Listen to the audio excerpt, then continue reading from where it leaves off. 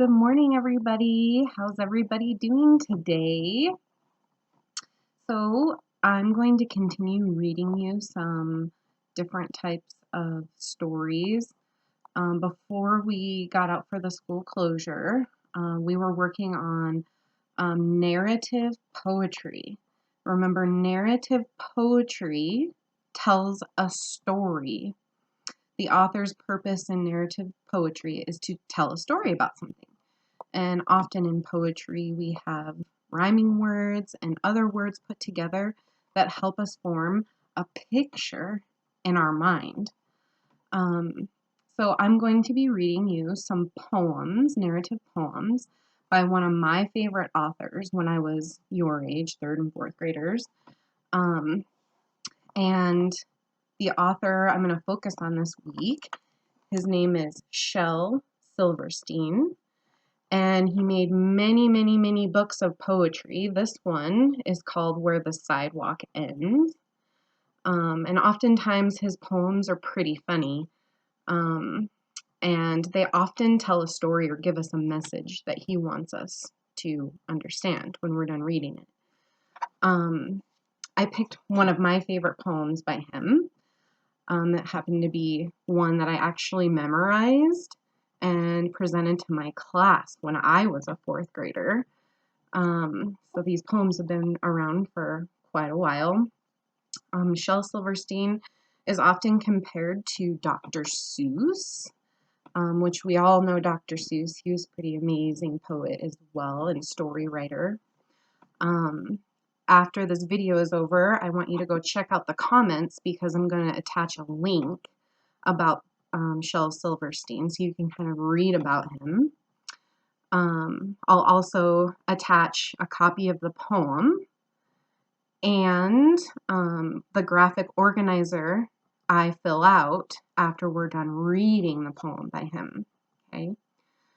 So remember, things we want to think about when we're reading or listening to poetry is things like rhyming words, and sometimes they repeat words.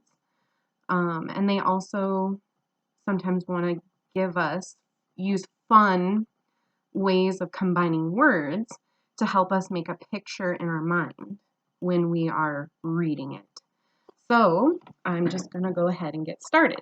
And the poem that I am choosing to read to you is called Jimmy Jet and His TV Set.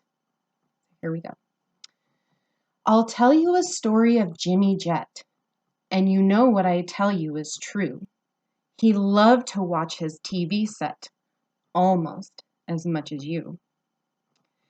He watched all day, he watched all night, till he grew pale and lean, from the early show to the late, late show, and all the shows between. He watched till his eyes were frozen wide, and his bottom grew into a chair, and his chin turned into a turning dial, and antenna grew out of his hair, and his brains turned into TV tubes, and his face to a TV screen, and two knobs saying vert and hors grew where his ears had been. And he grew a plug that looked like a tail, so we plugged in little Jim, and now instead of watching TV, we all sit around and watch him. So what happened to little Jimmy? What do you think? Here's a picture. What happened to Jimmy Jet? He turned into a TV set because he watched so much TV. That's crazy. Sometimes I think I might turn into a TV set when I watch TV too much. So now I'm going to create a graphic organizer to help us remember and think about what we just read. So I have two choices. I have one that's already pre-made. It's also on Google Classroom. But if you don't have that and it's kind of hard for you to get on Google Classroom and find a graphic organizer like this one that's nice and neat, I'll also show you one that I created myself. Okay, so this is what I did. You can go ahead and pause the video and check it out, and I'll also attach these pictures in comments below. But the first thing I did is I wrote narrative poetry, and then I defined it. Narrative poetry is a poem that tells a story. I'm going to write the poem title, which is Jimmy Jet and His TV Set. And the author is Shel Silverstein. Remember, you can pause this. And then I broke down 4 different things we can think about when we are listening to or reading narrative poetry. So the first thing I put in a box is rhyme and repetition. So I went through the poem and I found different ways the poem used a rhyme scheme. And I wrote down the words that I found rhymed. So the first one is jet and set. Number 2 is lean and between. Number 3 is chair and hair.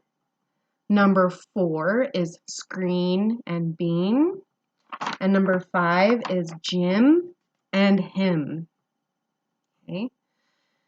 And then I also copied off the poem itself and I highlighted those words to help me remember which words were rhyming. Okay. And once again, a copy of this will be in the comments below that you can look at. Okay. The second box I made is point of view. Okay. The speaker of the poem is the author, or Shel Silverstein. And his purpose is to tell a story about a boy, Jimmy, who turns into a TV because he watches so much TV. So he's telling us a story about how a little boy turned into a TV set. On the bottom, I wrote imagery. And here it says, what's the picture in my mind I get after I'm done reading? So I didn't draw a picture in here, but you certainly may. I drew one on this side, and remember, Mrs. Heller is not a great artist, but I wrote Jimmy turning into a TV. Holy moly, I can't believe it. Okay. And then our last box I want you to think about says words and phrases. What phrases in the poem helped you make that image in your head about the little boy turning into a TV? These are the ones that I wrote down. His bottom grew into a chair. His chin turns into a dial like you see on older TVs. His hair turns into TV antennas. And a plug grows out of his bottom that looks like a tail. Pretty crazy. And then you can also use Shel Silverstein's pictures he already wrote for you to help you form pictures in your mind. Here's Jimmy he's turned into a TV. So it still looks like a little boy, but he also looks at it like a TV at the same time. Pretty cool. Very creative. Okay, so I also want you to think about, is there anything that you've been doing a lot of since you've been at home and learning from home? I think